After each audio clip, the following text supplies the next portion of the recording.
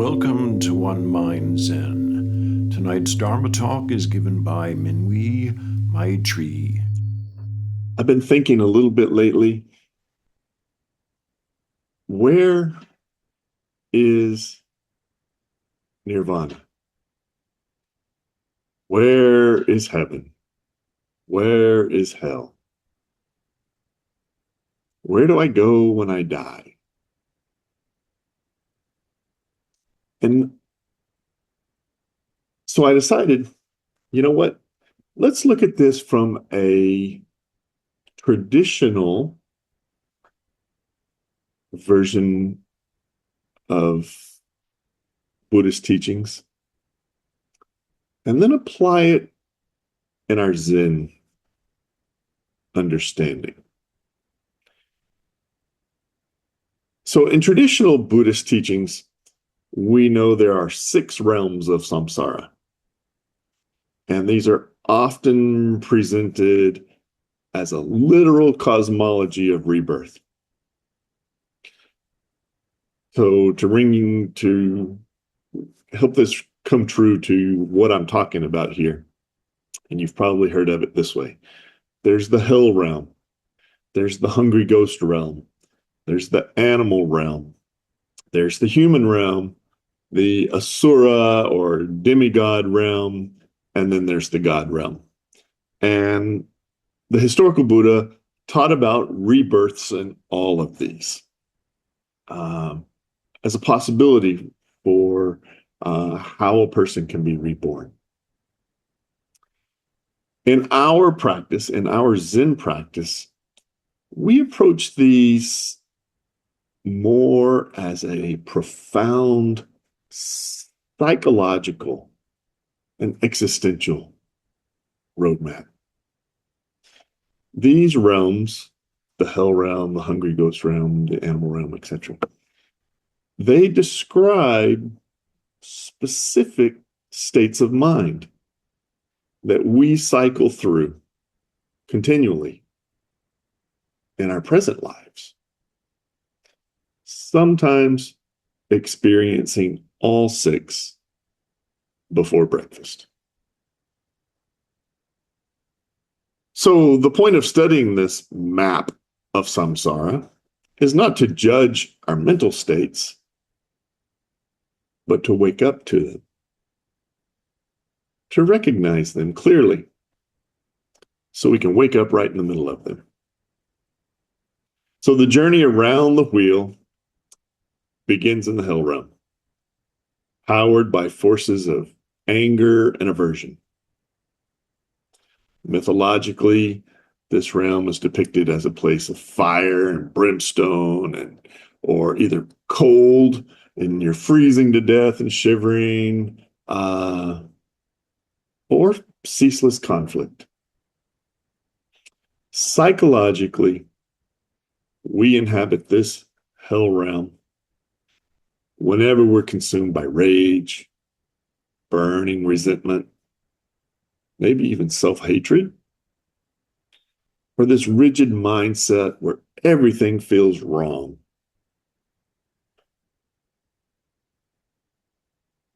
Our practice pointer in this painful state of existence is to notice, to be aware. I'm angry, I'm pissed off, I'm cranky, nothing is right. Be aware. And then ask ourselves, can I soften this feeling? Can I just breathe? The next realm is the hungry ghost realm. You may think of those pictures of the hungry ghosts as big, fat, extended bellies, and a little tiny, skinny throat, and a little tiny mouth. The hungry ghost realm is driven by insatiable craving. The mythic images of this extended belly ghost never can be satisfied means that their desires can never be filled. They're always hungry for more. We live this experience through addiction, maybe doom scrolling on our phones, emotional dependency, and this chronic sense of, I never have enough. Chronic craving. When caught in this cycle, we have to stop and ask ourselves, what are we truly trying to fill? And then investigate internally. What's that empty feeling? What is it that feels empty that we're trying to satisfy? When we encounter the animal realm, this is characterized by habit, fear, instinct. Mythologically, it's the world of beings driven entirely by survival. Psychologically, it represents when we are on autopilot. We enter into this animal realm when we seek comfort at all costs. We avoid looking at our patterns and resist change out of fear.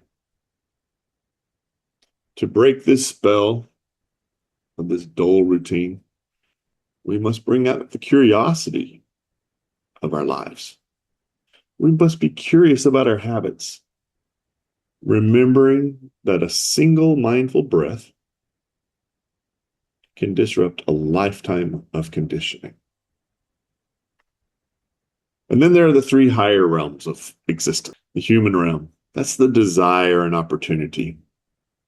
A mixed, messy landscape of pleasure and pain. This is a precious realm of workable experience. This is the realm where we can truly awaken. And then there's the Asura realm, or this demigod realm, and it is always this realm of competition and jealousy. The mind of the warrior gods, obsessed with comparison, insecurity, and spiritual one-upmanship. We practice here by dropping the scoreboard and rejoicing in the success of others. And finally, there's the God realm, that bliss and complacency realm, that state of high success, comfort, or temporary meditative bliss. My practice is good. I feel peace. I'm at one with the world. And then we become complacent. We lose the urge to practice. We forget that comfort is not liberation. This constant movement in our every single day life. We move through these realms of existence, but they're not a linear hierarchy. We don't always start at this hell realm. We don't always finish in the God realm. Sometimes we spend most of our day right there in the human realm where we actually are. And then sometimes we're jealous and we move to that Asura realm. Sometimes we're just angry, move back to that animal realm. We cycle through these. But it is that greed, hatred, delusion, ignorance, craving, aversion, however you want to call it. It's those three poisons that keep us rotating through these six realms of existence. But the most beautiful part of seeing these realms as they really are is seeing how the historical Buddha was depicted in each of them. And it gives us a key to liberation, a key to how we get out of that realm. So traditionally, the historical Buddha in the hell realm, he offers the cooling water of compassion. Because it's compassion that gets us out of the hell realm. In the hungry ghost realm, he offers the true nourishment of presence. When we are truly present, when we are aware of the craving that keeps us cycling through that realm, we learn how to get out of it. In the animal realm, the Buddha holds a book symbolizing awareness over instinct. Again, presence and awareness. Compassion, presence, awareness. They bring us out of these three lower realms. In the human realm, the Buddha provides teachings and encouragement to practice, because it's in the human realm where we can truly awaken. In the Asura realm, that demigod, warrior god realm, he holds a mirror, forcing self-recognition over compassion, over comparison, I mean. Hold up the mirror. What does it reflect? In the God realm, he offers the reminder of impermanence to cut through this complacency. Impermanence. I won't always be comfortable. Recognize it. Embrace it. We do not escape these psychological states by using brute force or by wishing our minds were different. We free ourselves simply by waking up within them. We can choose to gently notice when the realm we are visiting today is occurring. Recognition. Being aware. So whenever you happen to find yourself on this wheel of samsara, the Dharma's already there, waiting to be discovered.